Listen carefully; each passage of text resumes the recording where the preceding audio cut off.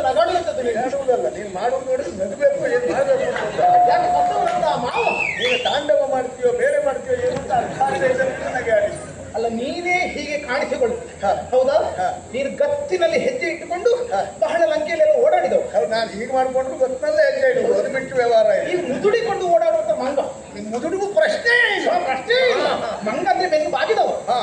ನಿನಗೂ ವೀರಮಣಿಗೂ ಹೆಚ್ಚು ವ್ಯತ್ಯಾಸ ಇಲ್ಲ. ಅವನು ತಾನು ಹೇಳಿದ್ದೇ ಆಗ್ಬೇಕು ಅಂತ ಹೇಳುವವ, ನೀನು ತಾನು ಇದ್ದಲ್ಲಿಗೆ ಬರಬೇಕು ಅಂತ ಹೇಳುವವ. ನಿನಗೆ ನಿನ್ನ ದೈವತ್ವವನ್ನು ಉಳಿಸಿಕೊಳ್ಳುವುದಕ್ಕೆ ಹೇಗೆ ಹೊಣೆಗಾರಿಕೆ ಉಂಟು, ರಾಮನ ದೈವತ್ವ ಉಳಿಸುವುದಕ್ಕೆ ನಮಗೂ ಹೊಣೆಗಾರಿಕೆ. ಅಷ್ಟಕ್ಕೂ ರಾಮನಿಗೆ ಅಶ್ವಮೇಧ ಮಾಡುವಂತೆ ಹೇಳುವುದರಲ್ಲಿ ನಾನು ಒಂದು ಸೂಚನೆ ಕೊಟ್ಟವನಿದ್ದೇನೆ. ಬೇಕು ಅಂತ ಬೇಡ, ಬೇಕು ಅಂತಲೇ ಹೇಳಿದ್ದೆ. ಅಲ್ಲೂ ಅಷ್ಟೇ ಹೇಳ್ತೀನಿ, ಇನ್ನೂ ಒಂದು ಮಾತು ಹೇಳಿ. ಅದೇ ಹೇಳಿದ್ದು, ಅದೇ ಹೇಳಿದ್ದು. ನಾನು ಮೇಲೆ ನಿಂತುಕೊಂಡು ಹೇಳಿದ್ದೇನೆ, ಸೀತೆಯ ಅಗ್ನಿ ಪರೀಕ್ಷೆಯ ಸಂದರ್ಭದಲ್ಲಿ ಎಲ್ಲಾ ದೇವತೆಗಳು ನಾವು ಕಾಣಿಸಿಕೊಂಡು ರಾಮ ಅಯೋಧ್ಯೆಗೆ ಹೋದ ಮೇಲೆ ಬೇಕಾದ ಹಾಗೆ ವಾಜಪೇಯಿ ಆದಿ ವೈಷ್ಣವ ಯಾಗಗಳು ಅಥವಾ ರಾಜಸೂಯದಂತಹ ಅಥವಾ ಅಶ್ವಮೇಧಂತಹ ಯಜ್ಞಗಳನ್ನು ನೀನು ಮಾಡಿ ಪೂರೈಸುವಂತೆ ನಾವು ಹೇಳಿದ್ದೇವೆ. ಹೌದಾ? ಅದು ಎಲ್ಲಾ ಕಡೆಯಲ್ಲಿಯೂ ರಾಮನ ಪರವಾಗಿ ಮಾತಾಡಿದೆವು. ಹೌದು, ಇಲ್ಲಿ ಮಾತ್ರ ಬದಲಾವಣೆ ಅಲ್ಲ. ಯಾಕೆ ನನಗೆ ಈ ಪ್ರಸಂಗದಲ್ಲಿ ನಾನು ಹೀಗೆ ಗೊತ್ತುಂಟು, ಕೇವಲ ಹೆಣ್ಣು ಕೊಟ್ಟಿದ್ದಾನೆ ಎನ್ನುವ ಕಾರಣಕ್ಕಾಗಿ ಸತ್ಯವನ್ನು ಅಸತ್ಯ ಮಾಡುವ ಪ್ರಯತ್ನವನ್ನು ಮಾಡಿದ್ರೆ ನಾವು ಅಲ್ಲಿ ಅಂತಲ್ಲ, ನಾವು ಎಲ್ಲ ಊರಲ್ಲಿ ಇದ್ದೇವೆ. ನೀನು ಎಲ್ಲ ಊರಲ್ಲಿ ಇದ್ದೇನೆ, ಎಲ್ಲಾ ಊರಲ್ಲಿಯೂ ನೀನಿದ್ರೆ ನಡೆದಿತ್ತು. ಈಗ ಎಲ್ಲ ಊರಲ್ಲಿ ನಿನ್ನ ಸಂತಾನವನ್ನು ಬಿಟ್ಟು ಎಲ್ಲ ಊರಲ್ಲಿ ನಿನಗಿರ್ಲಿಕ್ಕೆ ಆಗುತ್ತದೆ. ನನಗೆ ಇರಬೇಕಾದ ಅನಿವಾರ್ಯತೆ ಇಲ್ಲ, ಮತ್ತೆ ನಿನಗೆ ಅನಿವಾರ್ಯತೆ ಉಂಟು. ನಾನು ಹಾಗಲ್ಲ, ನನಗೆ ಸಾಧ್ಯತೆ ಉಂಟು. ಸಾಧ್ಯತೆ ಎಲ್ಲರಿಗೂ ಉಂಟು, ಪ್ರಯತ್ನ ಎಲ್ಲರಿಗಿಲ್ಲ, ನನಗುಂಟು. ಪ್ರಯತ್ನ ಮಾಡಿದ್ರೆ ನಾನು ಇರ್ಬೋದು, ನಿನಗೆ ಮಾತ್ರ ಉಂಟು ಅಂತ ಹೇಗೆ ಹೇಳುವುದು? ಪ್ರಯತ್ನ ಮಾಡಿದ್ರೆ ಉಂಟು. ನೀನು ಶಿವನಾದದ್ರೆ ಉಂಟು, ನಾನು ಪ್ರಯತ್ನ ಮಾಡಿದ್ರೆ ಉಂಟು. ಪ್ರಯತ್ನ ಮಾಡಿದ್ರೆ ನಿನಗೆ ಎಲ್ಲ ಕಡೆ ಇರ್ಲಿಕ್ಕೆ ಆಗುದು. ಪ್ರಯತ್ನ ನಾನು ಮಾಡುವುದೂ ಇಲ್ಲ. ಹೇಗೆ ಇರ್ಲಿಕ್ಕಾಗುತ್ತೆ? ಹಾಗಾಗಿ ದೊಡ್ಡದಾಗಿ ಎಲ್ಲಿಯೂ ಅದೇ ಹೇಳಿದ್ದು, ಒಬ್ಬೊಬ್ಬರಿಗೆ ಒಂದೊಂದು ಅನುಕೂಲತೆ. ನಿನಗೆ ಎಲ್ಲಾ ಕಡೆಯಲ್ಲಿ ಇರ್ಲಿಕ್ಕೆ ಉಂಟು. ಹೌದು, ನನಗಿರುವಷ್ಟು ಕಡೆ ಹೇಗೂ ಇರ್ಲಿಕ್ಕೆ ಸಾಧ್ಯತೆ ಉಂಟು. ಅದೇ ಆ ಸಾಧ್ಯತೆ ನಿನಗಿಲ್ಲ, ನನಗೆ ಇಲ್ಲ. ಉಂಟು, ನನ್ನ ಹಾಗೆ ಸಾಧ್ಯ ಇಲ್ಲ. ಶನೀಶ್ವರ ಮಾತ್ರ ಗೊತ್ತುಂಟು, ಇರುವಾಗ ಹೋದದ್ದಲ್ವಾ? ಹೌದಾ? ಶನಿಯ ಬಗ್ಗೆ ಎಲ್ಲ ಗೊತ್ತುಂಟಲ್ಲ. ನೀನು ಉಳಿದದ್ದು ಎಲ್ಲ ಮಾಡಬಹುದು. ನೀನು ನನ್ನ ಹಾಗೆ ಬಾಲ ಬೆಳೆಸ್ಲಿಕ್ಕೆ ಆಗ್ತದೆ. ಬಾಲ ಬೆಳೆಸುವುದಲ್ಲ, ನಾನು ಬೇಕಾದ್ರೆ ಎಷ್ಟು ಅಲ್ಲ ಹನುಮಂತ ಹೇಳಪ್ಪ. ಸುಮ್ಮನೆ ಮಂಗಲ ಆಗುದ ಸುಮ್ಮನೆ ನಾನಾಗುವುದಿಲ್ಲ, ಬುದ್ಧಿಯಲ್ವಾಗ ಬೆಳೆಯಲಿ. ನೀನು ಬೆಳೆಸಿದ್ರೆ ಬಾಲ ಮಾತ್ರ ಬೆಳೆಸ್ಲಿಕ್ಕಾಗುವುದು. ನಾನು ಬೆಳೆದ್ರೆ ನಾನು ಇಡೀ ಬೆಳೆಯುತ್ತೇನೆ, ಗೊತ್ತುಂಟಾ? ಈಗ ಇಡೀ ಪ್ರಶ್ನೆ ಬರಲಿಲ್ಲ, ಬಾಲ ಸುದ್ದಿ ಮಾತ್ರ ಒಂದು. ನನಗೆ ಬಾಲವೇ ಇಲ್ಲ, ಇಡೀ ನನಗೂ ಆಗ್ತದೆ. ಅದೇ ನೀನು ಇಡೀ ಬೇಡ, ಬಾಲ ಸುದ್ದಿ ಮುಗಿಸು. ಬಾಲ ಸುದ್ದಿ ಅಲ್ಲ, ನಿನಗೆ ಬಾಲ ಇದ್ದದರಿಂದ ಬಾಲ ಮಾತ್ರ ಬೆಳೆಯುತ್ತದೆ. ಅಲ್ಲ, ಮತ್ತೆ ಬೇಕಾದಾಗ ನೀನು ಬೆಳೆಯುತ್ತೆ. ಹೌದು, ರೂಪದಿಂದ ಹೋಗ್ಲಿಕ್ಕೆ ಬರ್ತದೆ. ಅಣಿಮ ಮಹಿಮ ಗರಿಮ ಲಗಿಮ ಪ್ರಾಪ್ತಿ ಪ್ರಾಕಮ್ಯ ಈಶತ್ವ ವಶತ್ವ. ಹೌದಪ್ಪ, ಅಷ್ಟು ನಿನಗುಂಟು, ಸಿದ್ಧಿಗಳು ಉಂಟಪ್ಪ ನಿನಗೆ. ಹಾಗಾದ್ರೆ ನಾನೇನು ಕಡಿಮೆಯೋ? ಕಡಿಮೆ ಅಂತ ಹೇಳಿ. ಹೌದಾ? ಆದ್ರೆ ಇಲ್ಲಿ ಅನಿವಾರ್ಯತೆ ಏನಿತ್ತು ಅಂತ ಕೇಳುವ. ಈಗ ಬಂದವ ನಮ್ಮ ಶತ್ರುಘ್ನ ದೇವನನ್ನ ಹೊರಡುವುದರ ಮೂಲಕವಾಗಿ ಮಾತಾಡದೆ ಬಿಟ್ಟ. ನೀನು ಅಲ್ಲಿಂದ ಬಂದ್ಕೊಂಡು ಆ ಮಾವನ ಕುರಿತಾಗಿ ನೀನೇ ಇಷ್ಟು ಮಾತಾಡ್ತಾ ಇಲ್ಲಿ ಬಂದು ಎಷ್ಟೊತ್ತಾಯ್ತು? ನನ್ನ ಮಾವನೇ ಮಾತಾಡುವ ಮತ್ತೆ ಮಾವನ ಹತ್ರ ಹೋಗಿ ನೀನು ಅಷ್ಟು ಮಾತಾಡಿದ್ಯಲ್ಲ, ಆಶ್ಚರ್ಯ ಆಗುದು. ಮಾವನ ಎದುರು ನಿಂತು ನೀ ಅಷ್ಟು ಮಾತಾಡಿದ್ಯಲ್ಲ ಪುಣ್ಯಾತ್ಮ. ಮಾವನ ಎದುರಿಗೆ ಅಷ್ಟು ಮಾತಾಡಿದ ನನಗೆ ಒಳ್ಳೆಯ ನೀನೇನು ದೊಡ್ಡ ಸಂತೆ ಅಂತ ಮಾಡಿದ. ಅದು ಏನು ವಿಶೇಷ ಆದ್ರೆ ಅಲ್ಲ. ಈಗಲೂ ಹೇಳುವುದು ಅದನ್ನೇ.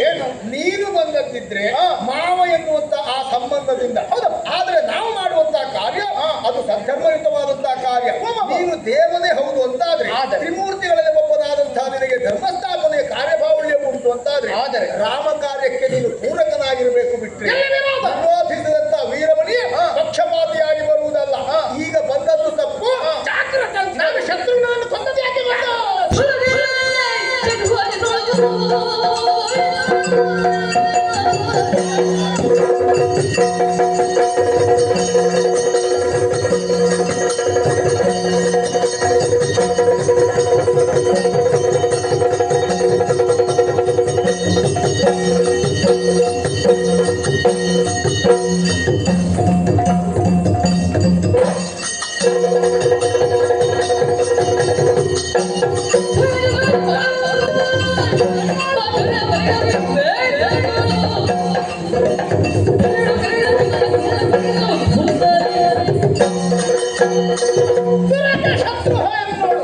ಹೌದೇನೋ? ಎಂತದ್ದು ನಗಾಡುವಂಥದ್ದು? ಹೇಳುವುದಲ್ಲ, ನೀನು ಮಾಡುವುದು ನೋಡಿದ್ರೆ ನಗಬೇಕು, ಏನು ಮಾಡಬೇಕು. ಯಾಕೆ ಸತ್ತವನಂತ ಮಾವ ನೀನು ತಾಂಡವ ಮಾಡ್ತೀಯೋ ಬೇರೆ ಮಾಡ್ತೀಯೋ ಏನು ಅಂತ ಅರ್ಥ ಆಗದೆ ಇದನ್ನು ನನಗೆ ಆಡಿ. ಅಲ್ಲ, ನೀನೇ ಹೀಗೆ ಕಾಣಿಸಿಕೊಳ್ತಿ ಹೌದಾ? ನೀನು ಗತ್ತಿನಲ್ಲಿ ಹೆಜ್ಜೆ ಇಟ್ಟುಕೊಂಡು ಬಹಳ ಲಂಕೆಯಲ್ಲೆಲ್ಲ ಓಡಾಡಿದವು. ಹೌದು, ನಾನು ಹೀಗೆ ಮಾಡ್ಕೊಂಡು ಗೊತ್ತಲ್ಲೇ ಹೆಜ್ಜೆ ಇಡುವುದು, ಅದು ಬಿಟ್ಟು ವ್ಯವಹಾರ ಇಲ್ಲ. ಈಗ ಮುದುಡಿಕೊಂಡು ಓಡಾಡುವಂತ ಮಂಗ, ನಿಮ್ ಮುದುಡಿಗೂ ಪ್ರಶ್ನೆ ಇಲ್ಲ. ಪ್ರಶ್ನೆ ಇಲ್ಲ. ಮಂಗ ಅಂದ್ರೆ ಬೆನ್ನು ಬಾಗಿದವ. ಹೌದೇನೋ? ಹೌದಾ? ಈಗ ಶತ್ರುಘ್ನನ್ನು ಕೊಂದ ಕಾರಣ ಯಾವ ನಮ್ಮ ಶತ್ರುಹರನ ಕೊಂದವರು ವಿಚಾರಿಸುವುದಕ್ಕೆ ಬಂದದ್ದು ನಾನೇ. ಅದೇ ಯಾಕೆ ಅಂತ ಕೇಳಿ. ದೂರಕ್ಕೆ ಬಂದದ್ದು ಯಾಕೆ? ಅವನು ದೂರಕ್ಕೆ ಬಂದದ್ದು ಕುದುರೆಯನ್ನು ಬಿಡಿಸಿಕೊಳ್ಳುವುದು. ಯುದ್ಧಕ್ಕೆ ಬಂದಿದ್ದಾನೆ. ಹೌದಪ್ಪ. ದೂರಕ್ಕೆ ಶತ್ರುಹ ಮಾರ್ಮಲಿದು ಬಂದ ಕಾರಣ ನಾನು ಅವರಲ್ಲಿ ಹೋರಾಡುವುದು ಅನಿವಾರ್ಯವಾಯಿತು. ಆ ಕಾರಣಕ್ಕೋಸ್ಕರವಾಗಿ ಹೇಳಿದ್ದೇನೆ ಅವರಲ್ಲಿ, ಬೇಡ, ಮೊದಲು ತಿಳಿಸಬೇಕಿತ್ತು. ಅಷ್ಟೇ ಇರುವಂತಹ ಶತ್ರುಘ್ನ ಯೋಚನೆ ಮಾಡು. ನೀ ನನ್ನನ್ನು ಮದಾಂಧ ಅಂತ ಹೇಳಿದೆಯಲ್ಲ, ಮದಾಂಧತೆ ಎನ್ನುವುದು ನಿಮ್ಮ ಶತ್ರುಘ್ನಿಗೆ ಬಂದಿದೆ. ದೇವರಾಗಿರುವಂತಹ ನಾ ಬಂದಾಗ ತ್ರಿಮೂರ್ತಿಗಳಲ್ಲಿ ನಾನೊಬ್ಬನೇನು ನೀವು ಒಪ್ಪಿಕೊಳ್ತೀರಲ್ಲ. ಖಂಡಿತ. ಕೈಲಾಸದಲ್ಲಿ ಇರಲಿ, ವೀರಮಣಿಯ ಮನೆಯ ಗರ್ಭಗುಡಿಯಲ್ಲಿ ನಾನಿರಲಿ, ದೇವನೆನ್ನುವ ಅಸ್ತಿತ್ವ ಹೋಗುತ್ತದ? ಹಾಗಾದರೆ ನನ್ನನ್ನು ಕಂಡ ಬಳಿಕವಾದರು ದೇವರೇ ಆಯ್ತು, ಯುದ್ಧ ತೊಡಗಿದ್ದಾಯಿತು, ಏನೋ ವೀರಮಣಿಯನ್ನು ಕೊಂದದ್ದಾಯಿತು, ನೀನೇ ಇದನ್ನು ಸಮಸ್ಯೆಯನ್ನು ಪರಿಹರಿಸಿಕೊಡು ಎನ್ನುವ ಹಾಗೆ ಒಂದು ಮಾತನ್ನು ಹೇಳಿ ವಿನೀತ ಭಾವದಿಂದ ಕರಮುಗಿಯುತ್ತಿದ್ದಾರೆ. ನಾನು ಸುಲಭ ಸಾಧ್ಯದಲ್ಲಿ ಮುಗಿಸುತ್ತಿದ್ದೆ. ಅದನ್ನು ಬಿಟ್ಟು ದುರಗೆ ಶತ್ರು ಮಾರುಮನೆದು ನಿಂತಾದರೆ ಏನು ಪ್ರದರ್ಶನ? ಕೇವಲ ಪ್ರದರ್ಶನಕ್ಕೆ ಬಂದದ್ದು ಮಾಡಿಕೊಂಡೆಯ? ಮತ್ತೆ ಆಯುಧಗಳನ್ನು ಹಿಡಿದುಕೊಂಡದ್ದು ಪ್ರಯೋಗಿಸುವುದಕ್ಕೂ ತಿಳಿದ ಕಾರಣಕ್ಕೋಸ್ಕರವಾಗಿ ಬಂದಿದ್ದೇನೆ. ಅವನಿಗೆ ಬೇಕಾದದ್ದು ಒಂದು ಶೂಲವು ಸಣ್ಣ ಮೊನೆ ಮಾತ್ರ ಸಾಗಿತ್ತು, ಬಿದ್ದಿದ್ದಾನೆ. ನಿನಗೆ ಅದು ಅಲ್ಲ, ಮತ್ತೆ ತ್ರಿಶೂಲದ ದಂಟು ಸಾಕಾಗ್ತದೆ.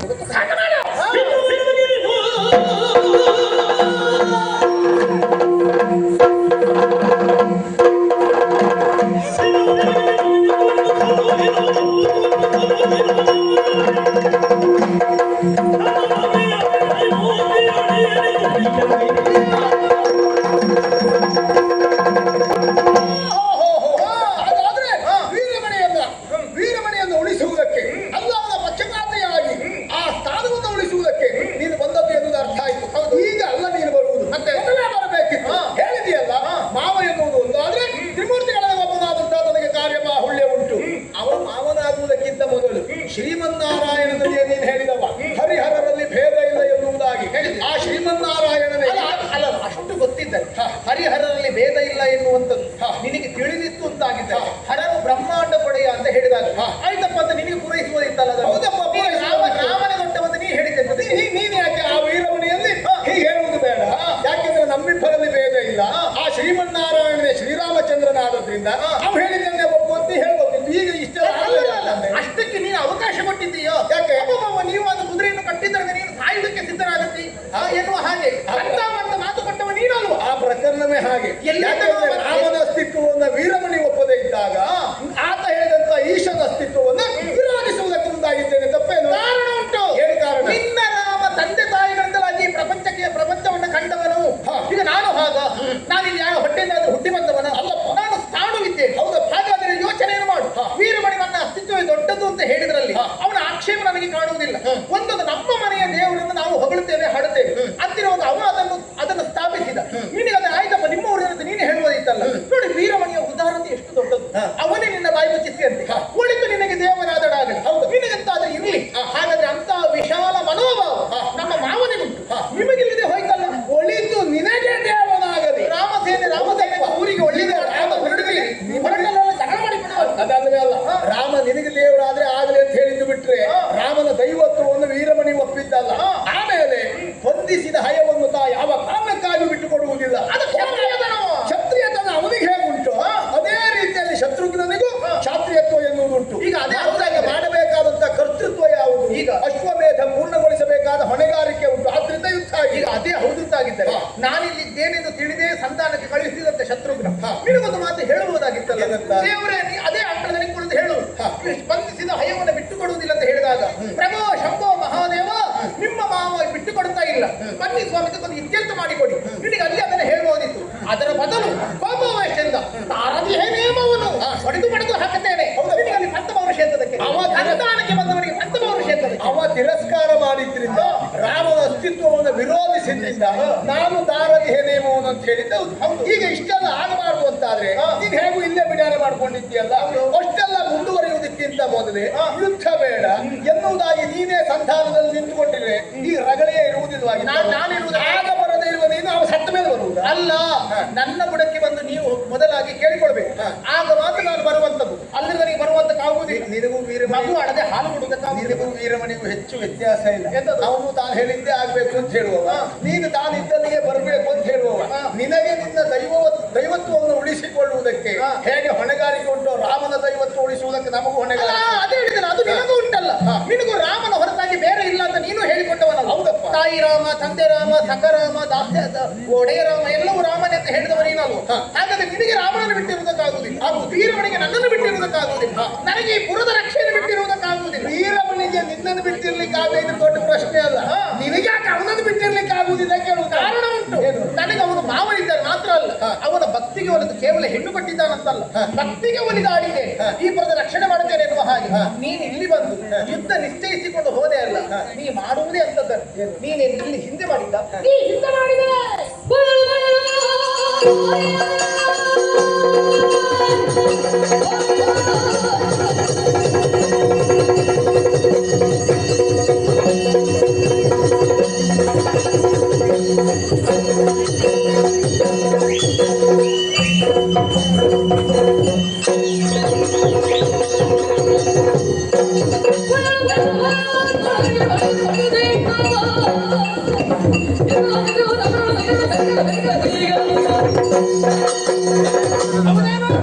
ಹೇಳಿದಕ್ಕಿಂತ ಹೆಚ್ಚಿನದ್ದಾಗಿ ಹಾಳು ಮಾಡುವುದು ಯಾವುದು ಕೇಳಿದ್ರೆ ನಿನ್ನ ಜಾತಿಯವರೆಲ್ಲದರ ಅನುಮಾನವಿಲ್ಲ.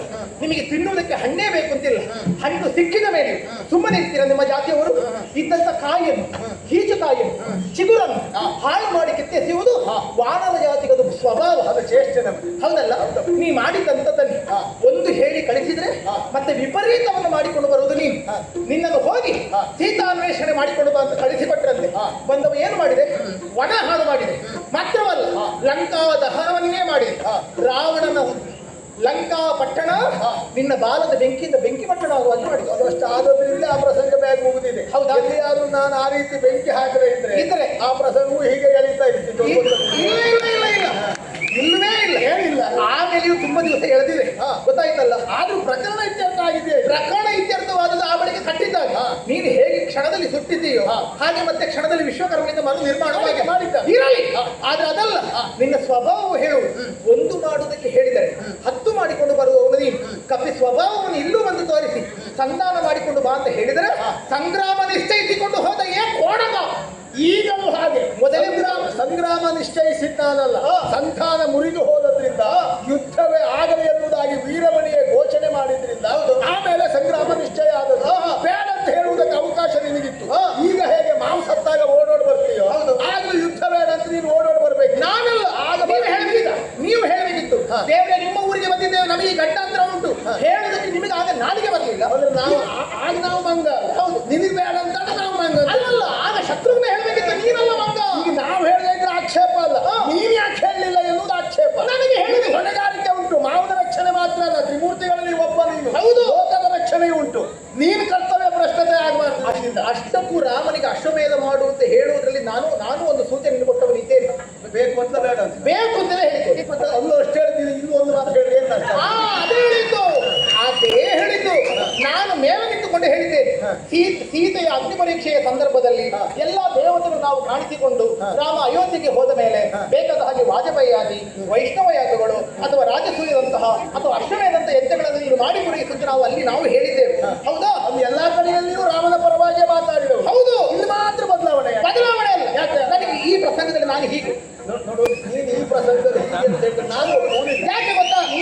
ಯಾಕೆ ಗೊತ್ತಿಲ್ಲ, ನೀನು ಈ ಪ್ರಸಂಗ ನಿಮ್ಮ ಮನೆಯಲ್ಲೇ ಆಡ್ತಾ ಇದ್ದದ್ದು, ಅದು ನನ್ನ ಆಕ್ಷೇಪ ಇಲ್ಲ.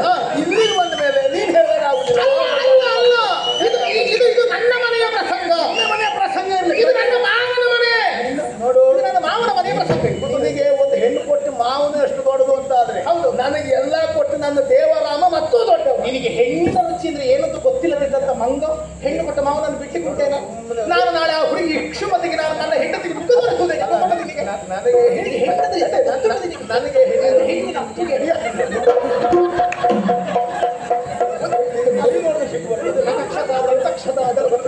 ನೀವು ಬರೀ ಹಣ್ಣಲ್ಲಿ ಹಚ್ಚಬೇಕಷ್ಟೇ. ನನಗೆ ಹೆಣ್ಣಿನ ರುಚಿ ಗೊತ್ತಿಲ್ಲ.